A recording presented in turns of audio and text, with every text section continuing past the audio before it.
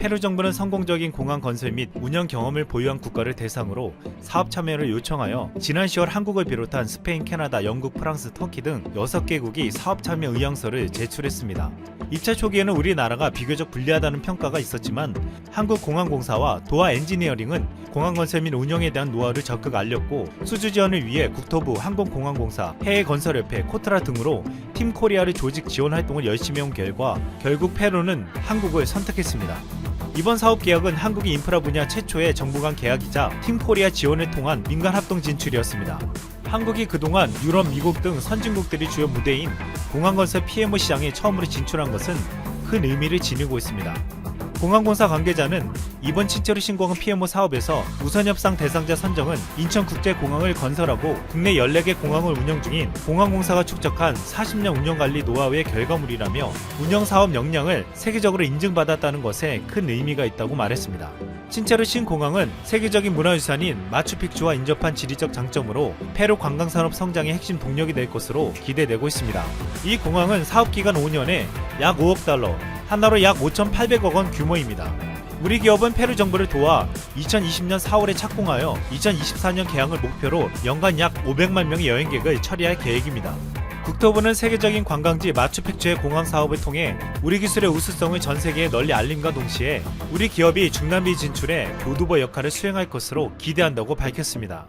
한국은 남미 에콰도르, 콜롬비아, 페루, 볼리비아 등 4개국이 정회원국으로 가입된 안데스 공동체 공항 운영권 시장도 적극 공략하고 있습니다. 오는 10월에는 에콰도르 정부와 만타 공항 운영권 사업 계약을 체결할 것으로 전망되고 페루, 파라과이 등 현재 진행 중인 공항 사업에 적극적으로 참여할 예정입니다. 우리 정부는 인천공항 등 세계 최고 수준의 공항을 건설 및 운영한 경험을 바탕으로 해외 공항 개발 사업을 적극 추진하고 있습니다. 인천공항은 2017년 말 스마트 공항 종합계획을 수립했고 전국 공항의 정보통신기술, 인공지능, 사물인터넷, 빅데이터, 지능형 CCTV, 생체인식 등을 활용한 스마트 공항 도입을 확산시키고 있습니다. 한국은 페루 친체로 신공항도 이 기술을 통해 스마트 공항으로 만들 계획입니다. 한국은 페루의 친체로 공항에 생체 정보와 AI 등 첨단 기술의 활용과 4D 설계, 공항과 연계한 스마트 시티 조성 등을 선보일 것으로 예상되고 있습니다. 또한 페루에는 우리나라 항공기 KT-1이 수출되기도 했습니다. 2017년엔 한국항공우주산업이 페루 공군의 다목적 항공기 KT-1P 20대를 인도한 바 있습니다. 지난 7월 한국은 페루와 1,500만 달러 규모의 시민 안전 분야 스마트시티 시범 사업을 추진하기 위한 양해각서를 체결하기도 했습니다. 페루가 추진하는 스마트시티 시범 사업 모델은 지능형 CCTV 통합 관제와 사물 인터넷을 기반으로 한 도시통합운영센터와 통합운영 플랫폼입니다. 치안이 중요한 페루 현지 특성을 반영해 방범과 안전 분야를 중심으로 추진하고 있습니다. 전자정보협력센터에 따르면 페루 정부는 2020년까지 약 7천만 달러 규모의 스마트시티 사업을 발주할 것으로 예상되고 있습니다. 페루는 한국의 힘을 빌려 항공기와 스마트 공항을 비롯해 스마트시티까지 건립하려 하고 있습니다. 한국은 이 같은 페루에서의 사업 경험을 발판으로 남미 전역으로 향해 나갈 전망입니다.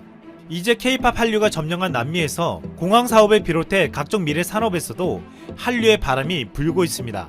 안녕하세요, 떼러블티브. 오늘은 한국 불매운동 상관없다더니 일본에서 요동치는 이유라는 주제로 얘기해보겠습니다. 한국의 불매운동이 생각보다 빠르게 전개되고 있다는 소식에 일본에서 상당한 파장을 일으키고 있는 것으로 전해지고 있습니다. 최근 며칠 일부 일본 포털 사이트 중심으로 한국에서 불매운동이 일어난다고 하자 효과가 없을 것이며 일본은 상관없을 것이라는 네티즌들의 댓글이 줄을 이뤘습니다. 일본에는 오지도 말고 한국은 약소국이기 때문에 한국이 무슨 조치를 하더라도 일본엔 큰 피해가 없다는 글 등이 베스트 추천을 받는 등 일본에선 별로 개의치 않는다는 반응이 많았는데요. 그러나 일주일이 넘은 이 시점에 한국의 다양한 지표들에서 불매운동 효과가 곧바로 나타나기 시작하면서 일본 매체들과 경제계에서 반응을 하기 시작했습니다. 아베 신조 총리와 결을 함께하고 있는 극우 성향의 산케이 신문 같은 경우에는 불매운동은 비열한 짓이며 하더라도 별로 효과가 없을 것이 일본 제품은 한국에 깊이 퍼져 있기 때문에 결국 실패할 것이라는 논조에 글이 올라왔습니다. 그러나 일각에서는 아베 내각의 목소리로 불리우는 상케이의 이러한 반응은 한국의 불매운동에 대한 경계라고 해석해야 한다는 분석이 우세합니다. 막상 일본에서 당황하고 있다는 것인데 일부 언론에서도 조용히 한국에서 막대한 매출을 벌어들이고 있는 일본 기업들이 불어나 버렸다면서 괜히 벌집을 건드렸다는 반응도 나오는 상황입니다. 또한 아사히TV는 삼성전자 이재용 부회장의 일본 방문을 조명하면서 한국 내에 불매운동이 확산돼 한일 관계가 악화되는 것을 우려한다는 이 부회장의 멘트를 크게 보도하면서 역시 한국 내의 불매운동에 신경을 쓰고 있는 모습을 보이고 있습니다. 한편 일본 여행업계는 그야말로 비사에 걸렸다는데요. 여행업계 대표주자인 하나투어에서는 최근 하루 평균 일본 여행을 예약하는 사람이 800명으로 줄었다며 원래는 1200명 정도인데 3분의 1 정도가 감소했다는 것입니다. 휴가철을 맞아 일본 여행 성수기로 들어오는 상황에 신규 예약이 줄어들어 난감하다는 반응입니다. 실제 일본 관광청에서는 도쿄올림픽 해외 방문객 4천만 명을 목표로 한 상황이라 한국 관광객 유치에 머리를 싸매고 있다고 전해집니다. 일본 맥주 역시 아사의 경우 2위에서 4위로 기린 이치방도 7위에서 10위로 내려앉았는데 7월 들어 10% 이상 매출이 감소했다는 것입니다. 여름철 맥주 수요가 올라가야 하는 상황에 오히려 마이너스가 되었다는 것은 앞으로 더욱더 일본 맥주 매출이 줄어들 수 있다는 것으로 해석되고 있습니다. 또한 일본계 저축은행이나 금융권 등에 관계된 곳에서도 불매운동이 전방위로 확산됨에 따라 상황을 예의주시하고 있다면서 일본 내에서 다양하게 한국에 걸린 사업들이 자칫 철수할 수 있다며 일본 경제계에서는 외교 싸움이 경제로 번진 것을 연일 실수라고 규탄하는 상황입니다. 일부 전문가들은 실제로 한국에 일본의 다양한 기업들과 자금이 들어와 있다면서 만약 불매운동이 제대로 확산된다면 일본에서도 적지 않은 타격이 될 것이기 때문에 다른 것은 몰라도 불매운동만큼은 일본에서 신경 쓰는 부분이 될 것이라는 의견을 제시했습니다. 그러나 다른 편에서는 중국에서도 불매운동이 실패했고 결국 한국도 일본 브랜드들의 가치를 인정해 효과가 없을 거라는 전망도 하는 등 불매운동에 관한 다양한 의견이 나오고 있습니다. 48, 3,500. 이 두 숫자는 코로나19 사태로 인해 하늘길이 자유롭지 못한 현재 SNS를 통해 주위 사람들을 깜짝 놀라게 한 사연과 관련된 것입니다. 미국 CNN 등 외신들도 보도할 정도로 이슈가 된 이 사연의 주인공은 스코틀랜드 에버딘 대학교에 다니는 20살 클레온 씨인데 그는 무려 48일 동안 3,500km를 자전거로 달려 큰 화제를 모은 인물이죠. 사실 클레온 씨는 영국에서 유학 생활을 하던 외국인으로 지난 3월 코로나19 사태가 유럽 전역을 강타했던 시기에 예매해뒀던 항공권이 전부 취소되어 집으로 돌아가지 못하는 상황에 처하게 됐습니다. 설상가상으로 대학 생활을 하는 동안 지내던 자취방의 계약 기간도 거의 끝나 조만간 짐을 싸야 하는 상황에 놓이자 클레온 씨는 결국 최후의 방법을 택했는데 그것이 바로 자전거로 집에 가는 것이었죠.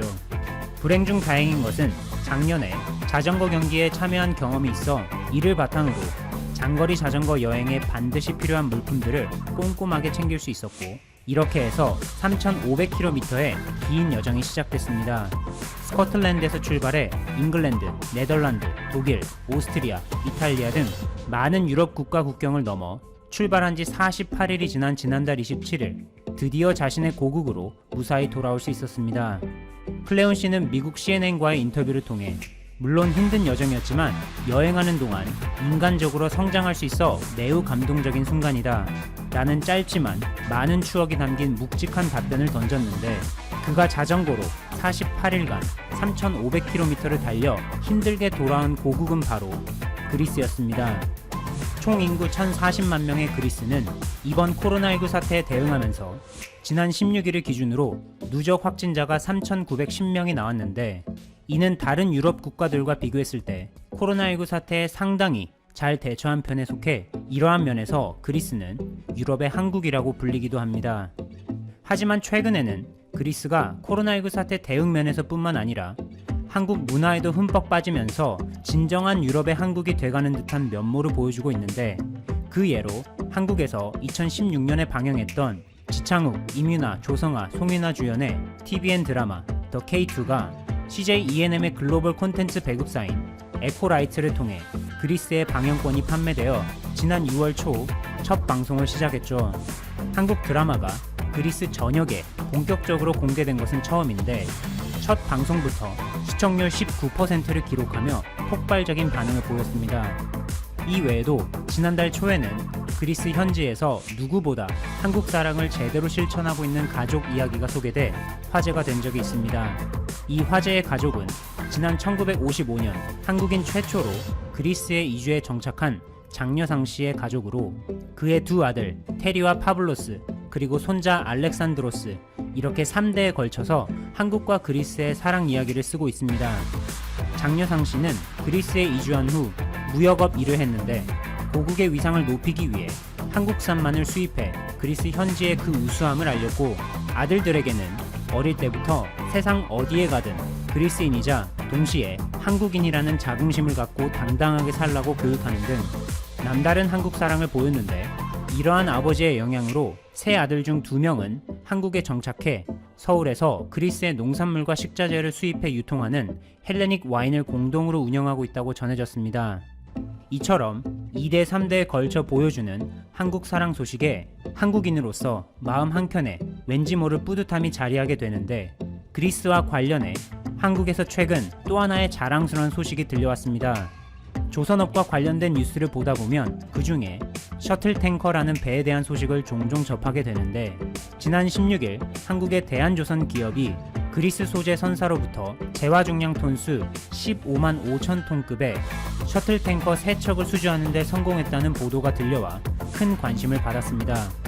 참고로 셔틀 탱커는 해양 플랜트에서 생산한 원유를 해상에서 바로 선적해 육상의 석유 생산 기지까지 실어 나르는 특수 목적 선박인데 그 특성상 첨단 위치 제어 장치 등의 고부가 가치 시스템이 필요한 선박이기 때문에 그만큼 다른 선박에 비해 까다롭고 가격이 비싸 세 척을 수주하는 데 성공한 것은 한마디로 빅히트를 친 것입니다.